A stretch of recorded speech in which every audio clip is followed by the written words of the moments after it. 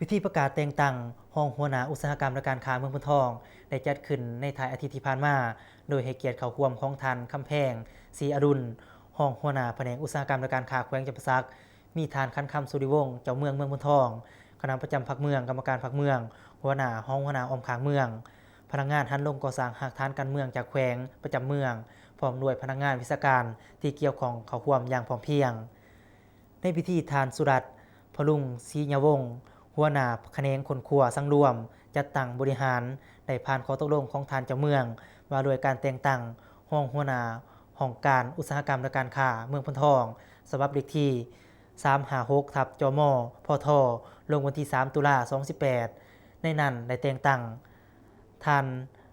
ลักขณพรสำรองพนักงานสังกัดอยู่ห้องการอุตสาหกรรมและการค้าหัวหน้าหน่วยงานบริหารและสติแผนการมาเป็นห้องหัวหน้าของการอุตสาหกรรมและการค้าเมืองพร้อมเดียวกัน